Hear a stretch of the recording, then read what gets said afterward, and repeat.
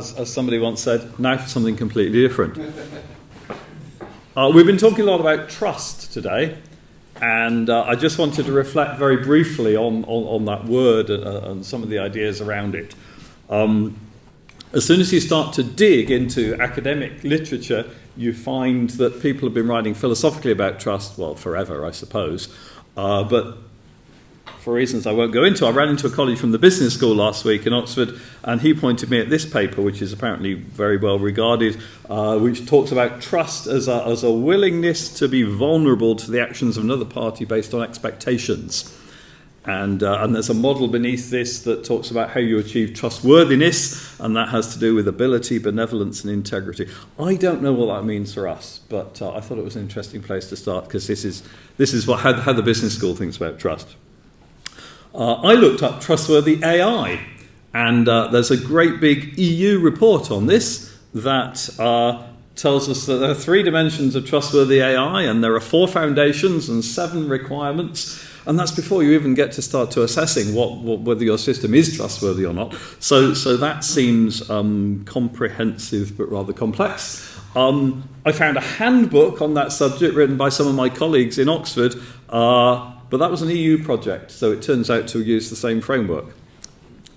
I wasn't surprised somehow. I found, who's that? That's Deloitte have a model up there about what makes AI trustworthy, and Microsoft have something about trustworthy AI, and we've heard today about a number of the corporate frameworks for what makes AI trustworthy, and you could search all day and keep finding more and more of them. And they all disagree, or they all have some of the same ideas and some different ideas. Many of them, in a sense, go back to variations on ability, benevolence, and integrity, but they put a lot more gloss on it. All of which reminds me of one of my favourite papers from a couple of decades ago now. Dieter Goldman wrote a paper that told us why trust is bad for security. And perhaps with a modern mindset, you might go to zero trust. Zero trust is good for security. No, that's not what he's talking about here. He's just saying trust is bad for security because everybody uses the word trust to mean different things. And so we don't really know what it's about at all. What's that got to do with AI? Well, a point was made earlier that, or several people have remarked, AI is not just ChatGPT. And so there are many ways to think about AI, and in particular, many kinds of AI, and many ways that it might be embedded in a particular system. And we saw an example earlier that sometimes you've got a very centralized AI that many people are querying. We might have AI at the edge that sort of inverts the whole model anyway. So trust in AI is immediately a very big topic. And perhaps we need to explore a little more about what embedding AI in a system means for trust, because that's the trust of the system is trusting in the AI, but it's trusting in a bunch of other things as well. Now, I spent my life thinking about security, and notwithstanding Dieter Goldman's concerns, the difference between security and trust is therefore a matter of some interest. So I think a useful way to think about this is that security is a property of the system or the process that made it, or some other characteristic of the thing itself. And trust is generally about how I judge that thing, or the evidence that allows me to make that judgment. The evidence of trustworthiness, if we will. Or, as Nick is starting to say, the evidence of, trustableness. Yes, let's make up words. Nick didn't make up words. Because that leads us to ask questions like, well, are the outputs accurate? Are the models based on the right evidence? What is the provenance of all of these things? Is interference detectable? And things like that. And that in turn pushed me to another seminal paper, an even more seminal paper. I don't know if you've come across this before, Ken Thompson's Reflections on Trusting Trust, which was his acceptance lecture for when he won the ACM Turing Award in 1980, I think. Something like that. And if you've not come across this paper, it's well worth a read, but I'll try and explain his central contention in it. Suppose I've got a system. I'm going to ask, can I trust that system? Well, we know systems are made of a number of bits. I'm going to ignore the hardware for now, although that's been mentioned. That's an important part of trusting the system. There's software running on the system. There might be an operating system. There might be some store. And the world that I've spent a long time thinking about is so-called trusted computing platforms. How we know that the stuff that's running is the stuff we thought we were running, and how we can prove it to somebody else.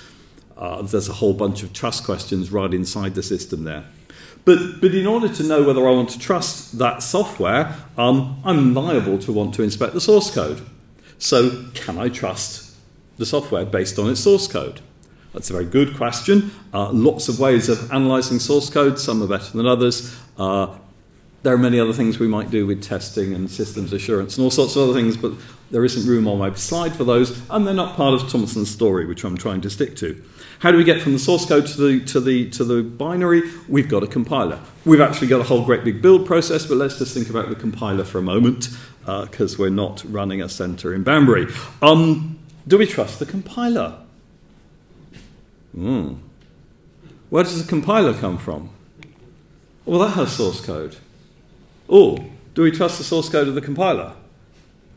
Oh, well, maybe we could inspect that and have a look. But how did the source code get from the compiler to the compiler, if you see what I mean? Well, there was a compiler involved.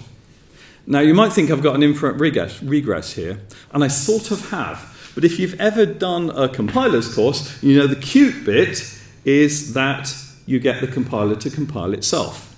Well, in all grown-up, sensible languages, anyway. Because now I can inspect the source code of the compiler. I can build the compiler and verify that the compiler I got by building from that source code is the same one I first thought of, as it were. So it must be trustworthy, mustn't it? Well, no. Who compiled the first one of those? And that's when Thompson's trap is sprung. Because I can't touch that. I can't see it. I don't know what it was. What if, right down in that very first compilation step, some bad action was inserted? I'll never see it because it's not in any of the source code I can inspect. Every tool I've got appears to be built from source code that I can inspect, and yet the whole thing isn't trustworthy.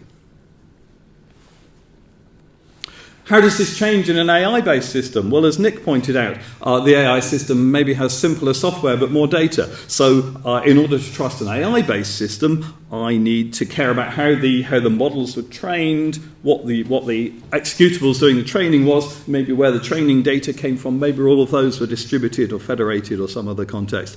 And then I need to care about whether the model that I'm actually now deploying is the one that came from that training. And a whole bunch of other questions. So, as I said, this is a very short talk. Therefore, it seems to me that in thinking about trust in the system as a whole, I need to think about a whole stack of different kinds, different levels of trust, if you will, and integrate them all. At the bottom level, I've got trust in the model, trust in the provenance and the traceability, the integrity of the stuff that my AI has been built from. In the middle, you've got all of the stuff that I've thought about for many years and other people in the room have to do with trusted execution, how the service being delivered right now is trustworthy. Has it got integrity? Can I identify the platform correctly? Can I attest its software and all those other things? And if I've got all of those, then I can do those top-level things that were in that EU standard to talk about the characteristics of the service that's being delivered, or the decisions that are being made at the edge, or however you've put the AI into some particular system. So there I can ask about ethics. Oh, ethics and ethics. That's good. It's very important, ethics, together with where the oversight is, what the privacy is, what the transparency is, and all of those other things. And if I put all of those together, I can ask questions about trustworthiness. And as far as I can argue, TIBOM kind of lives at the bottom of this picture, but it informs all of those decisions as we go up. Not least because if you don't have good foundations, you've always got a shaky building. So the simple summary of my simple talk is that it seems to me we've got a hierarchy of evidence. And there may be some very long chains in that evidence, and they may go down to unexpected things like trustworthiness of the compiler. There's a big regression in there, and the provenance really matters, because actually the trustworthiness of the compiler really matters. In fact, when Thompson gave that talk, I gather quite a lot of people in the high security community went home rather scared and started inspecting the binaries that they relied on every day. Threats lie in strange little corners, and if we're going to think about the regression of all of our provenance problems, we've got an opportunity to find out where all those corners are and what they mean. And all of that needs a sound basis, and tools like TieBomb help us, I hope. And I've got a minute left. That's me. Thank you.